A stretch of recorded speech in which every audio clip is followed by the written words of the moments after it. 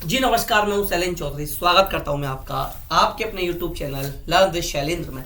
27 फरवरी को हमारा रीट पात्रता परीक्षा होने जा रहा है, जिसमें लेवल 1 की अगर बात करें तो एक इम्पोर्टेंट सब्जेक्ट 5 में से एक इम्पोर्टेंट सब्जेक्ट है इन्वायरमेंट स्टडीज, यानी कि ईवीएस पर्यावरण आपका 30 नंबर का पूछा जाता है। तो इस 30 नंबर का पहले हम लोग सिलेबस देखेंगे, उसके बाद आज हमारी ये पहली क्लास रहेगी और आपके पेपर तक मैं आप लोगों के साथ लगातार बना रहूंगा। धुआंधार प्रैक्टिस विद फुल कोर्स। मैं आपको यहां पर जो भी आपका सिलेबस है एक एक टॉपिक क्लास वाइज कंप्लीट कराऊंगा और लगातार हम लोग उसकी प्रैक्टिस करते रहेंगे। हमारा टारगेट होगा ईवीएस में 30 आउट ऑफ 30 लाना और हम लोग ला कर रहेंगे।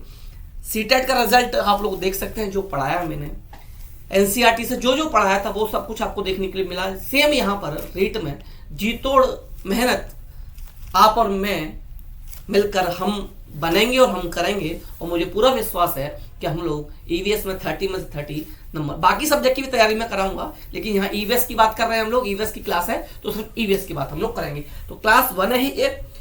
तो अगर आप लोग चैनल पर नए हैं या अभी तक आपने चैनल को सब्सक्राइब नहीं किया तो भाई चैनल को फटाफट से जाओ, सब्सक्राइब कर दो, बेल आइकन जरूर दबा देना, जिससे जो भी क्लास आए उसका नोटिफिकेशन आप तक पहुंच सके। लाइक एंड शेयर कर दीजिए। सिलेबस पर हम लोग चलते हैं। ये है आपका 30 मार्क्स का सिलेबस। विजिबिलिटी अगर सिलेबस में कम हो तो मैं पढ़कर बता दूंगा, क्योंकि थोड़ा सा छोटा छोटा यहां पर है। 30 नंबर का आएगा, 30 क्वेश्चन आएंगे, 30 नंबर का आएगा। 5th पार्ट है हमारा, 5 पार्ट है। सीडीपी 2 लैंग्वेज रहेंगी, कोई भी ले सकते हो। इसके अलावा मैथ्स एंड ईवीएस, ये 5 सब्जेक्ट आएंगे 30-30 नंबर के। पहली यूनिट है हमारी परिवार में हम डिटेल में सब कुछ पढ़ेंगे। दूसरी है वस्त्र एवं आवास। तीसरा है व्यवसाय। चौथा है हमारी सभ्यता संस्कृति। फिर राजस्थान का सामान्य ज्ञान, ये नया ऐड हुआ है इसमें, ये नया ऐड हुआ है, बाकी सब कुछ पुराना ही है।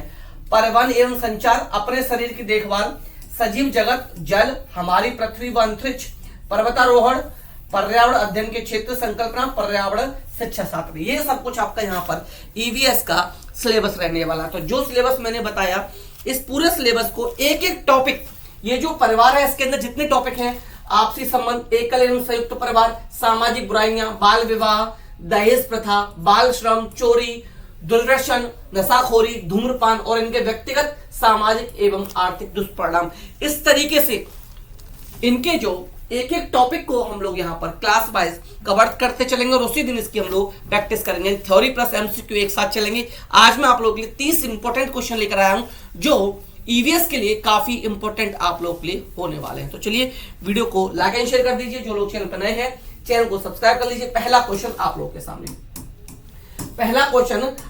के सामने आ चुका है। फर्स्ट क्वेश्चन आप लोगों के सामने है कि राजस्थान में कौन से लोक देवता का संबंध लाछा गुजरी की प्रार्थना से। प्रीवियस ईयर क्वेश्चन में आया वो क्वेश्चन, बहुत अच्छा क्वेश्चन है। पहला ही क्वेश्चन आप लोगों के लिए लेकर आया हूं मैं कि राजस्थान में कौन से लोक देवता का संबंध लाछा गुजरी की प्रार्थना से है। ऑप्शन 1 है तेजाजी, दूसरा है रामदेव जी, तीसरा है गोगा जी और चौथा है पाबू जी। तीसरा है गोगा जी और चौथा है पाबू जी, तो इस क्वेश्चन का जो करेक्ट आंसर बनेगा कि राजस्थान के कौन से देवता का संबंध लाछा गुजरी की प्रार्थना से है, तो ये हो जाएंगे आपके तेजाजी। ऑप्शन नंबर 1 जो है आपका करेक्ट आंसर बन जाएगा, अब दूसरे अगर ऑप्शन की बात करूं तो दूसरा यहां पर ऑप्शन दे रखा है रामदेव जी। दूसरा ऑप्शन है यहां पर रामदेव जी। ये भी काफी इंपॉर्टेंट देवता हो जाते हैं राजस्थान के। तो इनको जो माना जाता है छुआछूत का देवता माना जाता है। किसका? छुआछूत का देवता, छुआछूत मिटाने वाला देवता माना जाता है। कि क्या माना जाता है इनको? छुआछूत मिटाने वाले देवता, ठीक है, मिटाने वाले। अब इनकी पूजा की जाए तो पूजा कहां की जाती है? तो राजस्थान के साथ साथ इनकी पूजा जो की जाती है ये गुजरात में भी की जाती है। अब बात करते हैं हम लोग तीसरे महत्वपूर्ण ऑप्शन की। हमारा जो थर्ड ऑप्शन दे रखा है गोगा जी। ये ऑप्शन भी रीट में कई बार पूछा जाता है, और गोगा जी किसके माने जाते हैं? ये सांपों के देवता माने जाते हैं। गोगा जी किसके देवता माने जाते हैं? सांपों के देवता गोगा जी माने जाते हैं। लास्ट ऑप्शन बचता है इसका पाबू जी। बहुत इंपॉर्टेंट ऑप्शन है भाई, मोस्ट इंपॉर्टेंट क्वेश्चन है। कई बार ये क्वेश्चन आपके अलग अलग एग्जाम में राजस्थान के अंदर पूछा गया है कि बाबूजी किसके देवता माने जाते हैं। तो ऊंटों के बीमार पड़ने पर इनकी पूजा की जाती है, तो हम लोग कह सकते हैं इनको ऊंटों का देवता कह सकते हैं हम लोग, ठीक है। ऊंटों की का देवता इनको कह सकते हैं हम लोग, क्या कह सकते हैं भाई, ऊंटों का देवता हम लोग इनको कह सकते हैं, ऊंटों का देवता। तो चारों के चारों ऑप्शन काफी इंपॉर्टेंट थे और चारों ही ऑप्शन कई 100 बार राजस्थान के अलग अलग एग्जाम में पूछे जा चुके। तो एक भी ऑप्शन आपको छोड़ना नहीं है, हर एक ऑप्शन को यहाँ पर आपको समझ के चलना है, हर एक ऑप्शन की एक्सप्लेनेशन मेरे द्वारा आपको यहाँ पर दी जाएगी। तो राजस्थान में कौन से लोक देवता का संबंध लाचा गुजरी से है, ऑप्शन नंबर 1 तेजाजी। बाकी तीनों ऑप्शन का पोस्टमार्टम भी मैं आप लोगों के सामने कर चुका हूं। ऐसे ही लगातार सभी सब्जेक्ट को मैं आप लोगों के लेकर आऊंगा। आई होप वीडियो पसंद आ रहा होगा, पसंद आ रहा तो लाइक एंड शेयर करते चलेगा। और जो लोग चैनल पर नए हैं या जिन्होंने अभी तक चैनल को सब्सक्राइब नहीं किया है, आप लोग चैनल को सब्सक्राइब जरूर कर दीजिएगा। आप जानते हैं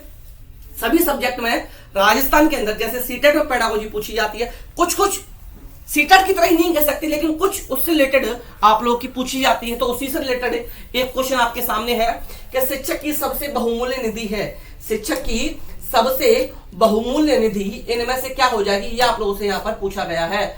वेतन, सेवा, गर्व या छात्रों का विश्वास, तो सबसे इंपॉर्टेंट यहाँ पर क्या हो जाएगा, सबसे इंपॉर्टेंट पेन कौन सा विजिबल, ठीक है चलिए पिंक ही ले लेते हैं, पिंक सही दिखेगा, छात्रों का विश्वास। तो शिक्षक की सबसे बहुमूल्य निधि की अगर बात करें चार ऑप्शंस में से, तो छात्रों का विश्वास ऑप्शन नंबर 4 जो है छात्रों का विश्वास, ये क्वेश्चन नंबर 2 के लिए हमारा करेक्ट आंसर बन जाएगा। छात्रों का विश्वास हमारा करेक्ट आंसर बनेगा। आते हैं नेक्स्ट ऑप्शन पर।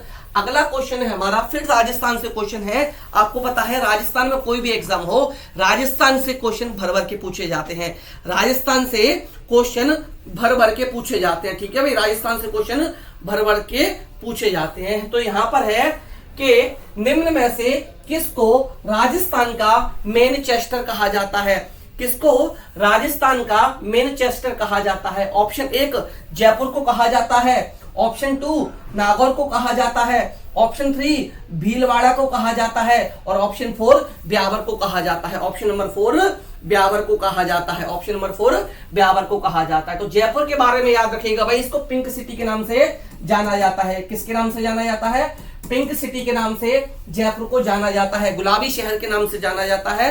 ये क्वेश्चन भी आप लोगों का पूछा जा चुका है। तो राजस्थान का मैनचेस्टर जो कहा जाता है भीलवाड़ा को कहा जाता है। किसको कहा जाता है, भीलवाड़ा को कहा जाता है, भीलवाड़ा को कहा जाता है। अगर इसके मैं लास्ट ऑप्शन की बात करूं ब्यावर, लास्ट ऑप्शन की बात करूं मैं ब्यावर, तो जो ब्यावर शब्द जो है, ये ब्यावर जो इसका नाम पड़ा, ये ब्यार शब्द से पड़ा। ये किससे पड़ा, बिहार शब्द से इसका नाम ब्यावर पड़ा। और इस ब्यावर का जो अर्थ होता है, इस ब्यावर का जो अर्थ होता है, ये होता है 20 गांव। इसका क्या अर्थ होता है, 20 गांव। क्या अर्थ होता है इसका, 20 गांव इसका अर्थ होता है। क्या होता है इसका, 20 गांव इसका अर्थ होता है। Question number 3। अब आते हैं नेक्स्ट क्वेश्चन पर, क्वेश्चन नंबर 4। क्वेश्चन नंबर 4 है सोनार्ग दुर्ग कहां स्थित है। रीट में लास्ट टाइम ये क्वेश्चन पूछा गया था, सोनार्ग दुर्ग कहां स्थित है, आपको बताना है भाई सोनार्ग दुर्ग कहां स्थित है।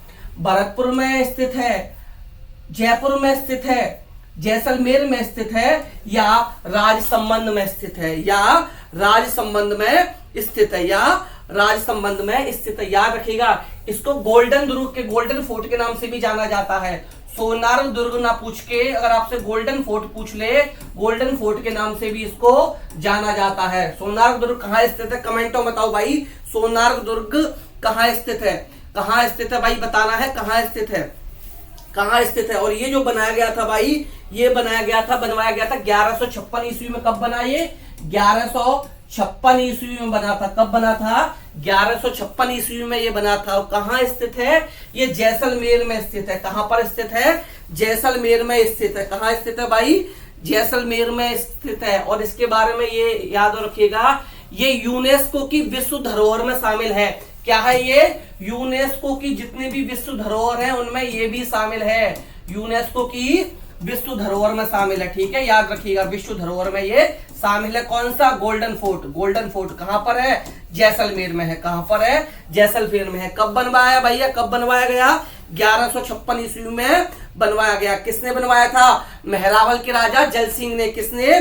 जल सिंह ने इसे बनवाया था। ठीक है, मेहरावल जल सिंह ने इसको बनवाया था। क्वेश्चन नंबर 5 सूर्य नगरी के नाम से किसे जाना जाता है? सूर्य नगरी के नाम से किसे जाना जाता है? बहुत छोटा सा क्वेश्चन है भाई, छोटा सा क्वेश्चन है कि सूर्य नगरी के नाम से किसे जाना जाता है। Option number 1 Jodhpur, option number B है जैसलमेर, ऑप्शन नंबर 3 है बाड़मेर और ऑप्शन नंबर 4 है जयपुर। ये भी आपका रीट में पहले पूछा जा चुका है, ये भी रीट में पूछा जा चुका है। कहां पर है भाई सूर्य नगरी? किसका नाम है? सूर्य नगरी के नाम से किसको जाना जाता है भाई? तो ये जाना जाता है आपका ऑप्शन नंबर 1 जोधपुर को। किसको जाना जाता है? जोधपुर को। और जोधपुर से रिलेटेड एक क्वेश्चन और पूछा जाता है, बहुत इंपॉर्टेंट क्वेश्चन है, वो कई बार पूछा गया है कि मेहरगढ़ का किला कहां पर है? तो याद रखिएगा जोधपुर के अंदर मेहरगढ़ का किला भी है। जोधपुर के अंदर मेहरगढ़ का किला भी जोधपुर के अंदर है, मेहरगढ़ का किला। ये काफी इंपॉर्टेंट क्वेश्चन है, कई बार आपका आ चुका है, कई बार ये आपका आ चुका है। अब आते हैं हमने अगले क्वेश्चन पर, क्वेश्चन नंबर 6 पर चलते हैं कि निम्न में से कौन सी ग्रीन हाउस गैस नहीं है?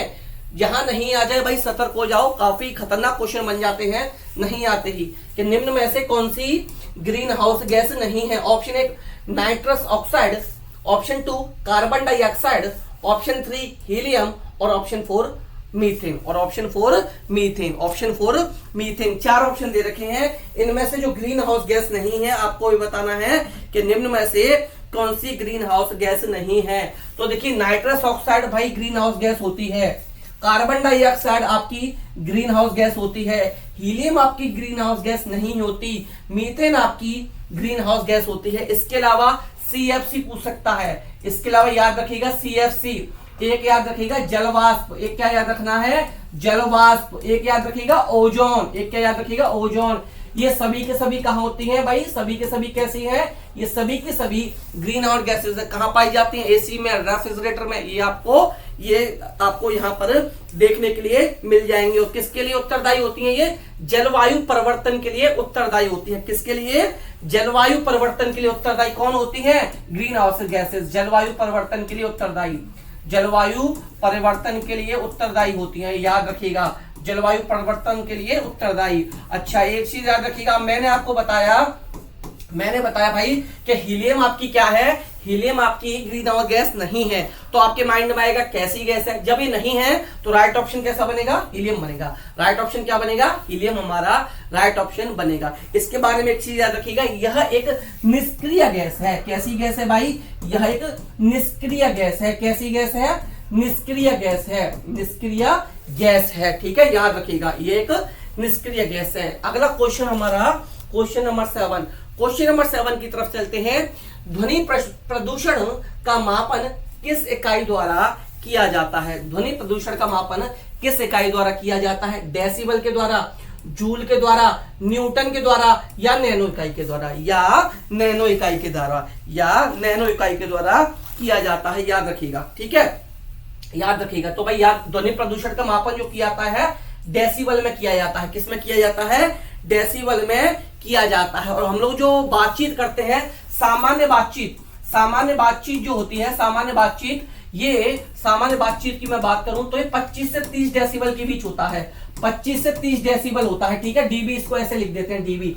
लेकिन अगर 75 से ऊपर है तो ये प्रदूषण की श्रेणी में चला जाएगा, ध्वनि प्रदूषण की श्रेणी में ये चला जाएगा 75 से ऊपर होते ही। और अगर 75 के अप्रोक्स तो सामान्य तेज कहेंगे, 95 से ऊपर जाते ही ये सामान्य तेज की श्रेणी में आता है। किसमें? सामान्य तेज। बट अगर 95 या 95 से ऊपर हो गया तो ये तीव्र तेज की श्रेणी में आएगा। किसमें? तीव्र तेज की श्रेणी में ये आएगा, जो हमारे कानों के लिए कैसा हो सकता है? खतरनाक हो सकता है। और अगर 120 का है तो इसको तीव्र कष्टदायक कह सकते हैं।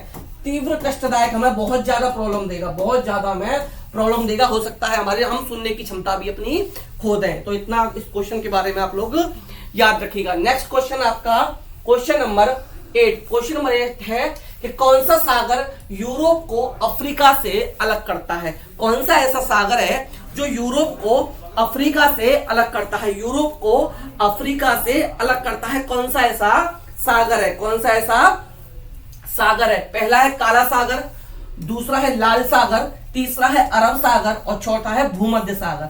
तो देखिए भाई, यूरोप को अफ्रीका से अलग करने वाला जो सागर है ये आपका भूमध्य सागर है। भूमध्य सागर यानी कि ऑप्शन नंबर 4 जो है, ऑप्शन नंबर 4 जो है ये इसका करेक्ट आंसर हो जाएगा। ये क्या हो जाएगा? इसका करेक्ट आंसर हो जाएगा। अब इसके अगर एरिया की बात करूं, इसका अगर एरिया की बात करूं, इसके क्षेत्रफल की बात करूं मैं, तो 25 लाख वर्ग किलोमीटर स्क्वायर एरिया है, जो भारत के एरिया का 3/4 है। 3/4 है भारत के एरिया का, 3/4 है। याद रखिएगा। क्वेश्चन नंबर 8 के लिए ऑप्शन नंबर 4 करेक्ट आंसर हमारा हो जाएगा। नेक्स्ट क्वेश्चन, क्वेश्चन नंबर 9, अंतरराष्ट्रीय ओजोन दिवस कब मनाया जाता है? अंतरराष्ट्रीय ओजोन दिवस कब मनाया जाता है, ये आपसे पूछा गया है। अंतरराष्ट्रीय ओजोन दिवस कब मनाया जाता है? फर्स्ट ऑप्शन 5 जून। ये क्वेश्चन सीटेट में पूछा गया है। भाई ये तो एक ऐसा क्वेश्चन बन गया है कि हर एग्जाम में, पता नहीं भाई एग्जामिनर को क्या प्यार है इस क्वेश्चन से, कि जो उठाता है 5 जून डाल देता है। ये 5 जून डाल देता है, ठीक है। 16 सितंबर, 22 मार्च और 22 अप्रैल। 22 मार्च और 22 अप्रैल याद रखिएगा। तो भाई यहां पूछा है अंतरराष्ट्रीय ओजोन दिवस, तो ये मनाया जाता है 16 सितंबर को। कब मनाया जाता है? 16 सितंबर को मनाया जाता है। 5 जून की बात करें तो विश्व पर्यावरण दिवस मनाया जाता है। 5 जून को कौन सा मनाया जाता है? विश्व पर्यावरण दिवस मनाया जाता है। विश्व पर्यावरण दिवस मनाया जाता है। अब आते हैं 22 मार्च पर। किस पर आते हैं? 22 मार्च पर आते हैं, तो विश्व जल दिवस मनाया जाता है। क्या मनाया जाता है? विश्व जल दिवस जो है ये आपका मनाया जाता है 22 मार्च को। एक दिवस जरूर पूछा जाएगा, एक क्लास में मैं आपको इंपॉर्टेंट जितने भी डेज हैं सभी करा दूंगा, एक जरूर आप लोगों का पूछा जाएगा। अब है 22 अप्रैल। 22 अप्रैल आप जानते हैं पृथ्वी दिवस होता है। 22 अप्रैल क्या होता है भाई? आपका पृथ्वी दिवस के रूप में हम लोग मनाते हैं। पृथ्वी दिवस के रूप में हम लोग मनाते हैं। क्वेश्चन नंबर 9 हमारा हो चुका है करेक्ट आंसर। 16 सितंबर को ओजोन दिवस मनाया जाता है। अगला है क्वेश्चन नंबर 10। अगला है क्वेश्चन नंबर 10, किसी खाद्य श्रृंखला में शाकाहारी होते हैं? प्राथमिक उपभोक्ता, प्राथमिक उत्पादक, द्वितीय उपभोक्ता और इनमें से कोई नहीं। याद रखिएगा, खाद्य श्रृंखला पूछी गई है, खाद्य श्रृंखला पूछी गई है तो इसमें उत्पादक पूछे हैं। अच्छा, शाकाहारी पूछा है, शाकाहारी पूछा है। तो देखिए उत्पादक की बात करूं, उत्पादक की मैं बात करूं तो उत्पादक में क्या आ जाएगा? पेड़ पौधे उत्पादक में आएंगे। पेड़ पौधे जितने भी हैं ये किस में आएंगे? ये आ जाएंगे आपकी किसमें? उत्पादक में। अब यहां पूछा है शाकाहारी, तो शाकाहारी कौन होते हैं भाई? शाकाहारी होते हैं प्राथमिक उपभोक्ता। तो इस क्वेश्चन का राइट आंसर जो बनेगा ऑप्शन नंबर 1 बनेगा। अब देखिए कैसे होते हैं शाकाहारी। मान लीजिए कोई पेड़ पौधा है, कोई घास है, घास को खाया बकरी ने, घास को बकरी ने खाया, या मैं कह सकता हूं खरगोश ने खाया, ये सभी प्राथमिक उपभोक्ता है भाई, ठीक है। ये कैसे हैं? प्राथमिक। इनको उपभोक्ता कह सकते हैं, इनको शाकाहारी भी कह सकते हैं। इनको क्या कह सकते हैं? शाकाहारी भी कह सकते हैं। और इसको खा गया शेर, इसको खा गया शेर, इसको खा लिया शेर, तो शेर क्या हो जाएगा? शेर आ जाएगा द्वितीय उपभोक्ता के रूप में। शेर क्या होगा? द्वितीय उपभोक्ता होगा। और मांसाहारी भी इसको हम लोग कह सकते हैं। क्वेश्चन नंबर 10 का करेक्ट आंसर ऑप्शन नंबर 1 बन जाएगा। तो इस तरीके से 10 क्वेश्चन हम लोग कंप्लीट कर चुके हैं। आई होप ये वीडियो आप लोगों को पसंद आ रहा होगा।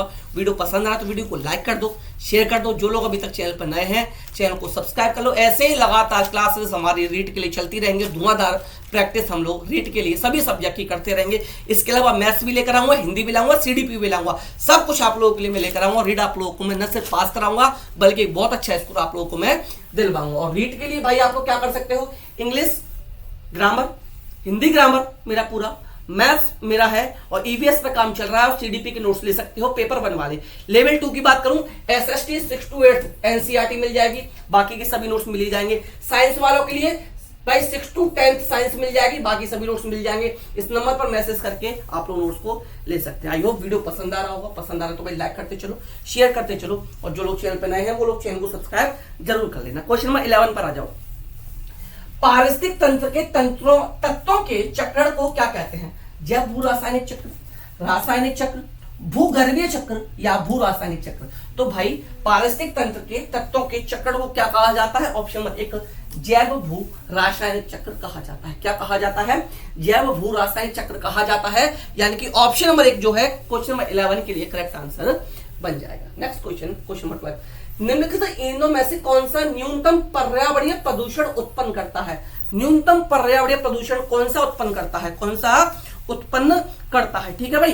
तो फर्स्ट ऑप्शन पेट्रोल, दूसरा है डीजल, तीसरा हाइड्रोजन और चौथा है कोयला, तो न्यूनतम पर्यावरण प्रदूषण जो उत्पन्न करता है ये हाइड्रोजन करता है। क्या करता है? हाइड्रोजन करता है। एक हल्की गैस है, गुब्बारों में ये भरी जाती है, लेकिन अब इसकी जगह पर किसका यूज होने लगा है? इस गैस की जगह पर ज्यादातर जो यूज होने लगा है अब हीलियम का होने लगा है। किसका यूज होने लगा है? इसकी जगह पर हाइड्रोजन का यूज करने के बजाय ज्यादातर इसका अब यूज जो होने लगा है वो हीलियम का होने लगा है। क्वेश्चन नंबर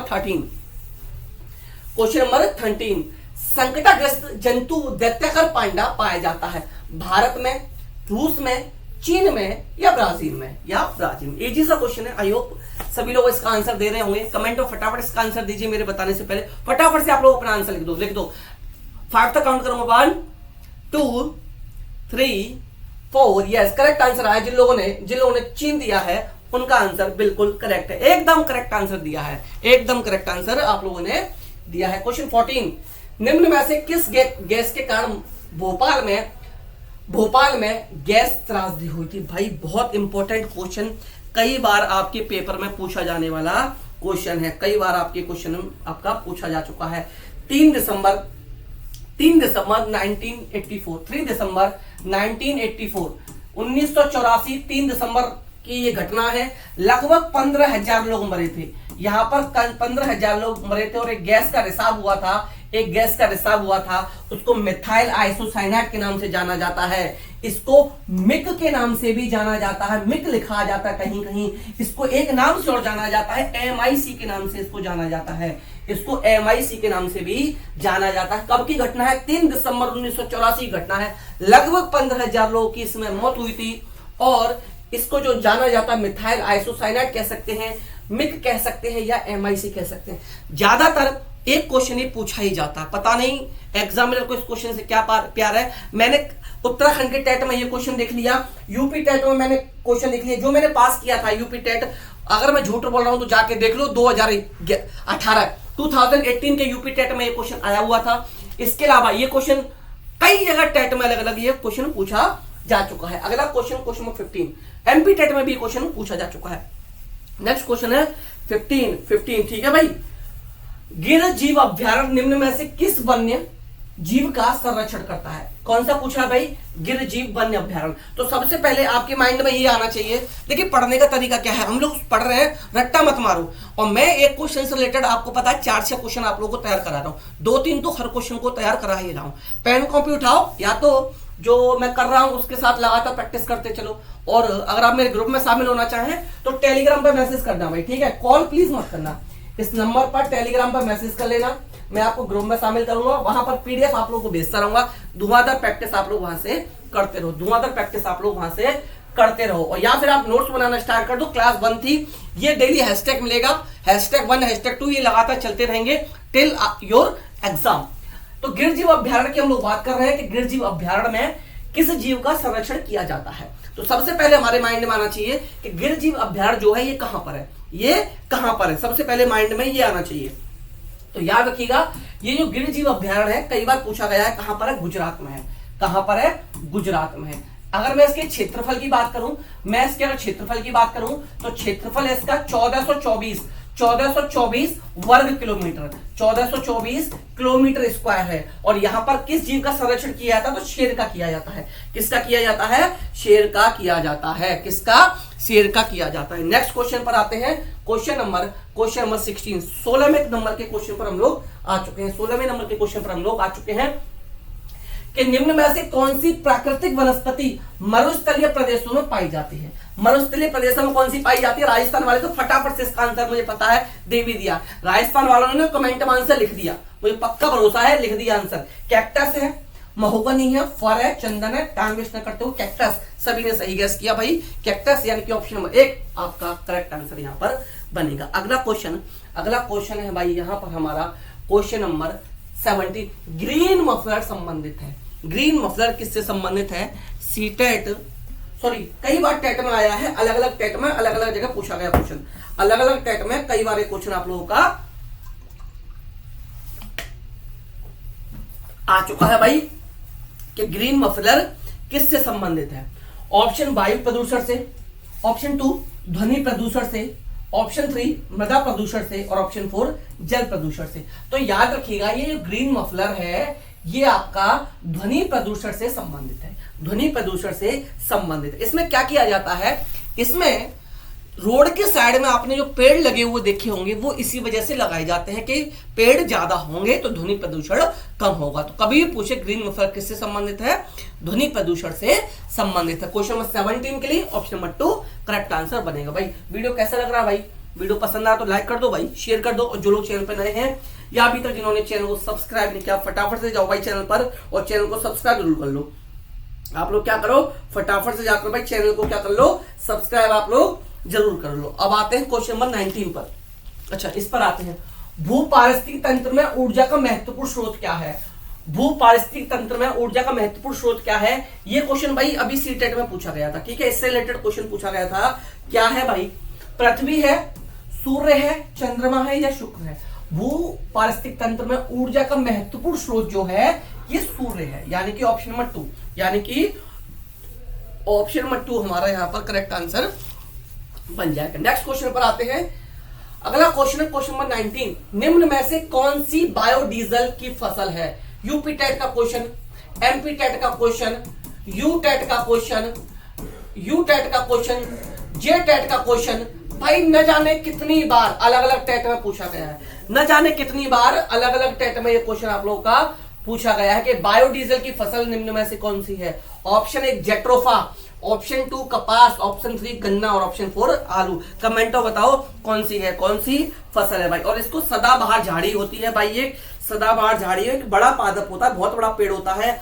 अफ्रीका, भारत, उत्तरी अफ्रीका में ये पाया जाता है। कहां पाया जाता है भाई, भारत में पाया जाता है।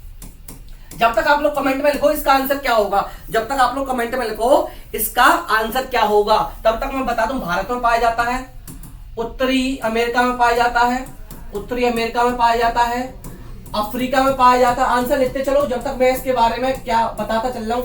बड़ा पेड़ होता है, सदाबहार झाड़ी होती है। क्या होती है, सदाबहार झाड़ी होती है, सदाबहार झाड़ी, ठीक है भाई याद रखिएगा, सदाबहार झाड़ी होती है ये। अच्छा इससे क्या मिलता है, इससे क्या हम गाड़ी चला सकते हैं, इससे गाड़ी चला सकते हैं, बिल्कुल चला सकते हैं भाई, इससे हम लोग गाड़ी चला सकते हैं। अच्छा इसके जो बीज होते हैं, इसके बीज होते हैं, इसके जो बीज होते हैं ना, उनसे मैं 25 से 30% के बीच में तेल मिलता है। और क्या इस तेल से गाड़ी चल सकती है, जी हाँ बिल्कुल चल सकती है, जी हाँ बिल्कुल चल सकती है, गाड़ी चल सकती है, गाड़ी चल सकती है। तो कौन सी फसल है भाई, किस नाम से जानी जाती है, जेट्रोफा के नाम से जाना जाता है। ऑप्शन नंबर 1 कौन सी है, जेट्रोफा के नाम से जाना जाता है। ऑप्शन नंबर 1 यहाँ पर करेक्ट आंसर हमारा बन जाएगा। अगला क्वेश्चन नंबर 20 पर चलते हैं। पर्यावरण संरक्षण अधिनियम किस वर्ष पारित हुआ था, किस वर्ष पारित हुआ था। कमेंट में सिर्फ आंसर बताऊंगा, बाकी के तीनों वर्ष में क्या क्या पारित हुआ था कमेंट में बताना। एक क्वेश्चन आपके लिए छोड़ के जा रहा हूं, इसके अलावा एक क्वेश्चन आपको होमवर्क में दूंगा, ऐसे डेली 1 से 2 क्वेश्चन आपको होमवर्क में देके जाया करूंगा। तीनों के बारे में लिखना है। अरे यार मैंने आंसर बता दिया, शायद इसका मैंने आंसर बता दिया भाई, ये 3 कर दिए तो इट मींस पहला आंसर हो गया, ठीक है कोई नहीं। पर्यावरण संरक्षण अधिनियम किस वर्ष पारित किया था, 1986 में किया गया था। बाकी 3 में क्या हुआ था बताना है, बाकी 3 में क्या हुआ था ये आपको बताना है कि बाकी 3 में क्या हुआ था। तो 20 क्वेश्चन हो चुके हैं। आई होप वीडियो पसंद आ रहा होगा, तो वीडियो को लाइक कर दो, शेयर कर दो, और जो लोग चैनल पर नए हैं या अभी तक जिन्होंने सब्सक्राइब नहीं किया आप लोग चैनल को सब्सक्राइब भी जरूर कर दीजिए। इस नंबर पर मैसेज करके आप नोट्स ले सकते हैं, लेवल 1 लेवल 2 दोनों के लिए, सीटेट के लिए ले सकते हैं, अन्य किसी राज्य के टेट की तैयारी कर रहे हैं तो भी आप नोट्स ले सकते हैं। और टीजीटी साइंस आप कहीं की भी तैयारी कर रहे हैं, चाहे वो आपका सेंट्रल का एग्जाम हो या आपका किसी भी स्टेट का टीजीटी हो, आरपीएससी ग्रेड 2 हो, एमपी टीजीटी हो, यूपी टीजीटी हो, या हम बात करें आपकी एनवीएस का टीजीटी हो, ईएमआरएस का टीजीटी हो, DSSB का टीजीटी हो, केवीएस का टीजीटी हो, उसके लिए सबसे इंपॉर्टेंट जो है ये है एनसीईआरटी 6 to 12 एनसीईआरटी की साइंस की बुक जिसने पढ़ ली उसका टीजीटी में 100% सिलेक्शन होगा। बीपीएससी टीआरई 4.0 वालों से पूछ लेना भाई क्या पढ़ के सिलेक्शन हुआ था 3.0 वाले से। अच्छा बीपीएससी टीआरई 4.0 भी आने वाला है, आप लोग भी भाई ये साइंस की बुक ले लेना, ये भी आपको इस नंबर पर मैसेज करके मिलेगी। हैंड रिटन नोट्स है, इतने में एक बुक नहीं आएगी और ये मैं आपको 149 में प्रोवाइड करा दूंगा। इतने में मुझे नहीं लगता आपको एक बुक भी आपके पास मिल पाएगी एनसीईआरटी को, उसको घसीटते रहोगे और ये हैंड रिटन नोट्स आप लोग मिल जाएंगे। स्मार्ट वर्क करो, सिलेक्शन चाहिए तो ग्रेड 2 में सिलेक्शन चाहिए तो ये ले सकते हो आप लोग।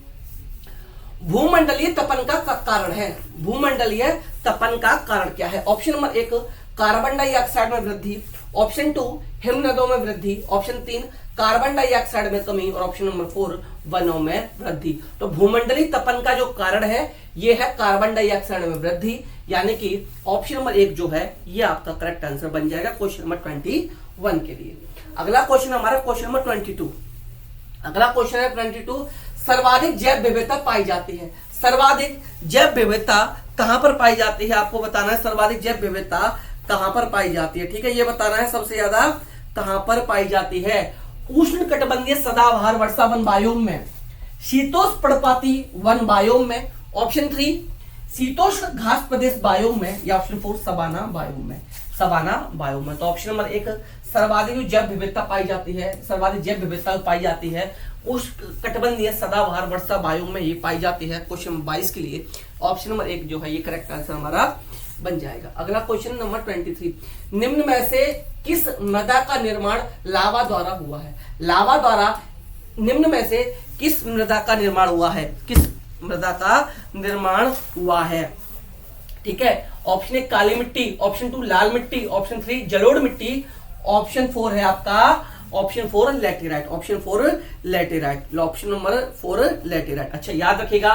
तो भाई किस मृदा का निर्माण लावा द्वारा हुआ है? तो ये जो हुआ है ये आपका काली मिट्टी का हुआ है। किसका? काली मिट्टी का। सबसे ज्यादा कहां पाई जाती है? सबसे ज्यादा काली मिट्टी कहां पाई जाती है? महाराष्ट्र में पाई जाती है। कहां पाई जाती है?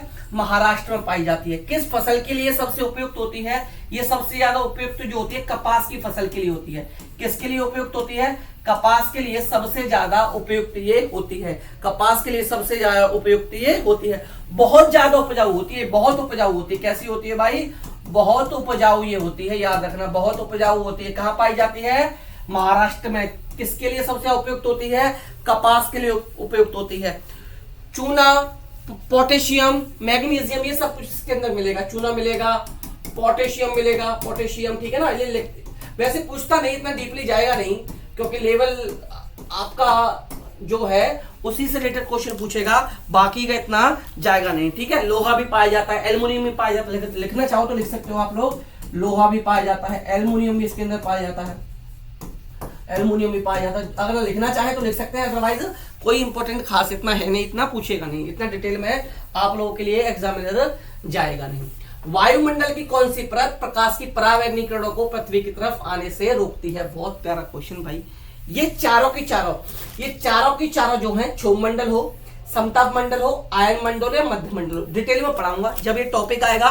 ज्योग्राफी जब हम करेंगे, आपका टॉपिक है इसमें, तो ये टॉपिक में शामिल मैंने किया हुआ है। तो जब ये टॉपिक आएगा तो डिटेल में वहां मैं आपको पढ़ाऊंगा, इसकी एक एक चीज डिटेल में मैं बताऊंगा। अभी सिर्फ आपको आंसर देना है, अभी सिर्फ क्या देना है? आंसर देना है कि वायुमंडल की कौन सी परत प्रकाश की परावैंगनी किरणों को पृथ्वी पर सतह पर आने से रोकती है। कौन सी रोकती है भाई? तो ये रोकती है समताप मंडल। और आजकल इसका जो आंसर पूछा जाता है, ये इंग्लिश में पूछा जाता है, स्ट्रेटोस्फीयर इसको कहा जाता है, इसको स्ट्रेटोस्फीयर कहा जाता है। ओजोन मंडल भी इसको कहते हैं, इसको ओजोन मंडल भी कहा जाता है, ओजोन मंडल भी इसको कहते हैं, ठीक है, याद रखिएगा, ओजोन मंडल भी इसको कहते हैं। अच्छा कमेंट में ये बताना, मैं आपको हिंट देके जा रहा हूं, ऑप्शन नंबर 1 आंसर बनेगा नहीं इसका।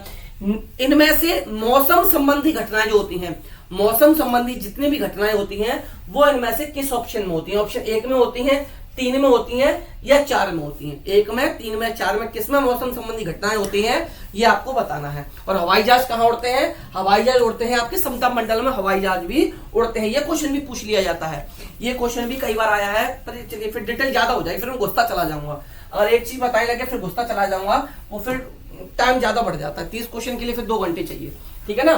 तो समताप मंडल, हवाई जहाज भी इसी में उड़ते हैं, ओजोन मंडल भी इसको कहा जाता है, स्ट्रेटोस्फीयर इंग्लिश में आजकल इसका आंसर पूछ लेता है। निम्न में से कौन सा वृक्ष जैविक कीटनाशक का उत्पादक है? जैविक कीटनाशक का उत्पादक निम्न में से कौन सा है? बताना है भाई कौन सा है। ऑप्शन 1 देवदार का वृक्ष, नीम, चीड़ और ओक, नीम, चीड़ और ओक। तो जैविक कीटनाशक जो है आपका कौन है?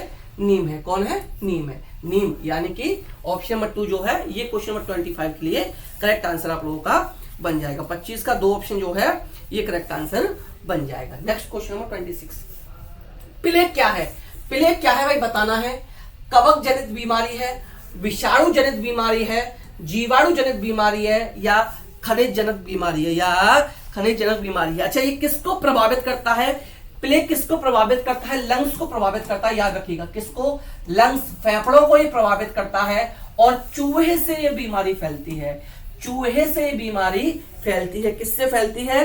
चूहे से ये बीमारी आप लोगों की फैलती है। तो कैसी हो गई भाई ये? प्लेग क्या है? एक जीवाणु जनित बीमारी है। ऑप्शन नंबर 3 ये एक जीवाणु जनित बीमारी है। लंग्स, फेफड़ों को ये प्रभावित करता है। किसको? फेफड़ों को ये प्रभावित करता है। नेक्स्ट क्वेश्चन आपका क्वेश्चन नंबर 27। नेक्स्ट है 27 कि निम्न में से कौन से पौधे दूर दूर प्रसारित होंगे? बीजों द्वारा प्रकटित पौधे, बीजाणु द्वारा प्रकटित पौधे, फल द्वारा प्रकटित पौधे, या कायिक जनन द्वारा, या कायिक जनन द्वारा। Question number 27। Question number 27 correct answer क्या बनेगा भाई? क्वेश्चन नंबर 27 के लिए कमेंटों में बताओ, कमेंटों में बताओ भाई क्या बनेगा, क्या बनेगा, क्या बनेगा? करेक्ट, यस करेक्ट, ऑप्शन 4 कायिक जनन द्वारा जो वितरित होगा वो उनके जो बीज हैं वो दूर दूर प्रसारित होंगे। ऑप्शन नंबर 4 क्वेश्चन नंबर 27 के लिए। नेक्स्ट है आपका क्वेश्चन नंबर 28। जब एक जीव लाभ लेता है बगैर दूसरे सहवासी जीव को प्रभावित किए तो कहलाता है सहभोजी कहलाता है। परजीवी, परजीवी का सबसे बेस्ट एग्जाम्पल पूछा जाता है अमरवेल। अमरवेल क्या है? ये कई बार हजारों बार एग्जाम में आया। अमरवेल क्या है? परजीवी है। अमरवेल क्या है? परजीवी है। कई बार आपके एग्जाम में आ गया। बट हम लोग बात कर रहे हैं क्वेश्चन नंबर 28 की कि इसका करेक्ट आंसर क्या बनेगा। इसका करेक्ट आंसर क्या बनेगा कि जब एक जीव लाभ लेता है बगैर दूसरे सहवासी जीव को प्रभावित किए तो क्या कहलाता है भाई? क्या कहलाता है? सहभोजी कहलाता है। क्या कहलाता है? सहभोजी ये कहलाता है। क्या कहलाता है? सहभोजी ये कहलाता है। सहजीवी का एक एग्जाम्पल बताइएगा, सहजीवी का एक एग्जाम्पल सेट कीजिएगा। आप थोड़ी सी फर्स्ट क्लास ही इसलिए थोड़ा सा नहीं, आप लोग परेशान मत हो ना। कुछ क्वेश्चन आपको नए लग रहे हो कि सर ऐसे क्वेश्चन आएंगे, ऐसे ही आएंगे, ऐसे ही क्वेश्चन आपके ईवीएस में पूछे जाएंगे। और जितने भी टॉपिक मैंने आपको बताए पीडीएफ में, जो मैंने आपको फर्स्ट सिलेबस बताया, उन सभी टॉपिक पर हम लोग डिटेल में डेली थ्योरी प्लस एमसीक्यू करेंगे। हर एक चीज आपको कवर कराई जाएगी। आपको बिल्कुल भी परेशान होने की 1% भी आवश्यकता नहीं है। बस आप लगातार साथ बने रहिएगा। हम लोग रीट में न सिर्फ पास करेंगे बल्कि बहुत अच्छा स्कोर करेंगे। निम्न में से कौन सा कायांत्रित सेल का उदाहरण है? कायांत्रित सेल का भाई निम्न में से उदाहरण पूछा है, कौन सा है? ग्रेनाइट है, बलुआ पत्थर है, संगमरमर और चूना पत्थर है। संगमरमर है और चूना पत्थर है। ये आप लोगों से पूछा है भाई, ये आप लोगों से पूछा है कि क्या होगा भाई। ठीक है, चलिए जल्दी जल्दी आंसर दो भाई, जल्दी जल्दी आंसर दो, जल्दी जल्दी आंसर दो। कायांत्रित सेल का उदाहरण कौन सा है? वेरी गुड, वेरी गुड, जल्दी दो भाई, जल्दी दो। सही है, चलिए चलिए जल्दी दो। तो कौन सा आंसर? वेरी गुड, कौन सा? Option number 3। ऑप्शन नंबर 3 क्या है भाई? करेक्ट आंसर बनेगा। लास्ट क्वेश्चन, लास्ट क्वेश्चन भाई, राजस्थान का राज्य के पशु। भाई बहुत इंपॉर्टेंट है, पशु पूछेगा, पक्षी पूछेगा, सिलेबस में शामिल है। एक भी क्वेश्चन आपके सिलेबस से बाहर नहीं कराया मैंने, एक भी क्वेश्चन आपके सिलेबस से बाहर नहीं कराया। बारहसिंगा, चिंकारा, ऊंट और बाघ, चारों के चारों ऑप्शन इंपॉर्टेंट, चारों के चारों ऑप्शन इंपॉर्टेंट, चारों के चारों क्वेश्चन कई बार आ चुके हैं, चारों के चारों बहुत ज्यादा इंपॉर्टेंट है। राजस्थान का राजकीय पशु याद रखिएगा, बारहसिंगा। बारहसिंगा यूपी का राजकीय पशु है। यूपी का राजकीय पशु क्या है भाई? बारहसिंगा है। क्या? यूपी का राजकीय पशु। राष्ट्रीय पशु और राजकीय पशु में अंतर होता है। ठीक है, यूपी का राजकीय पशु है ये। अब बात करें बाघ की, बाघ क्या है? राष्ट्रीय पशु है। बाघ क्या है? राष्ट्रीय पशु है। क्या है? राष्ट्रीय पशु है। अब ये दोनों ऑप्शन जो दे रखे हैं, इन दोनों ऑप्शन में स्टूडेंट काफी कंफ्यूज हो जाते हैं कि सर चिंकारा लगाएं या ऊंट लगाएं। आपने दोनों पढ़ा होंगे, लेकिन एक छोटा सा डिफरेंस है दोनों में। छोटा सा डिफरेंस क्या है? दोनों में छोटा सा डिफरेंस क्या है? राजकीय विरासत पशु अगर आपसे पूछता है, राजकीय विरासत पशु, राजकीय विरासत पशु अगर पूछे, विरासत वर्ड लगा दिए कि राजकीय विरासत पशु क्या है, तो भाई आपका आंसर जो बनेगा वो ऊंट बनेगा। क्या बनेगा? ऊंट बनेगा। राजस्थान का राजकीय विरासत पशु क्या है? ऊंट बन जाएगा। अगर बात करेगा सिर्फ राजकीय पशु की, विरासत नहीं लगाएगा, तो आपको आंसर देना है चिंकारा। फिर आपको आंसर क्या देना है? चिंकारा। राजकीय पशु से पूछे, राजकीय पशु लिखा हो, तो आपको क्या आंसर देना है भाई? फिर आपको आंसर देना है चिंकारा। तो ऑप्शन नंबर 2 जो है इस क्वेश्चन के लिए करेक्ट आंसर बन जाएगा। बट विरासत पूछे, राज के विरासत पशु पूछेगा तो आपको ऊंट आंसर देना है। तो भाई ये थी हमारी आज की पहली क्लास, एक इंट्रोडक्शन टाइप क्लास कह सकते हैं, जहां मैंने सिर्फ आपको 30 क्वेश्चन कराए कि ऐसा पेपर आपको देखने के लिए मिल सकता है। इसमें 2-3 क्वेश्चन बस पेडागोजी के डालना बाकी था। तो लगातार आप मेरे साथ बने रहिएगा। हम लोग ईवीएस अदर सब्जेक्ट की बात करेंगे, बट मैं ईवीएस की बात इसलिए कर रहा हूं क्योंकि हम लोग ईवीएस यहां पर पढ़ रहे हैं, अदर सब्जेक्ट की बातें हम लोग नहीं करेंगे। तो एक एक टॉपिक टिक लगाते चलना पेन से, यूनिट वाइज के सर ने टॉपिक कराया या नहीं कराया, थ्योरी प्लस एमसीक्यू लगातार हम लोग करेंगे। उम्मीद करता हूं क्लास पसंद आई होगी। पसंद आई तो वीडियो को लाइक कर दो, शेयर कर दो, ज्यादा से ज्यादा शेयर करो, दबा के शेयर करो भाई, दबा के शेयर करो। रीट देने वाले हर बच्चे तक आप लोग क्लास पहुंचा दो। मुझे ऐसा भरोसा भाई, आप लोग जिस उम्मीद के साथ आप मुझसे जुड़े हैं, मैं उस उम्मीद पर खरा उतरूंगा। मैं और आप हम मिलकर जबरदस्त मेहनत करेंगे और रीट में एक बहुत अच्छा स्कोर हम लोग करेंगे। वीडियो को लाइक और शेयर कर दो। जो लोग चैनल पर नए थे या अभी तक जिन्होंने चैनल को सब्सक्राइब नहीं किया, आप लोग चैनल को सब्सक्राइब कर लेना। मिलते हैं नेक्स्ट वीडियो में, तब तक आप लोग हंसते रहिए, मुस्कुराते रहिए और राजस्थान के अंदर मास्टर नहीं बनने के लिए पढ़ते रहिए। तो bye bye, take care, thank you, नमस्कार, जय हिंद।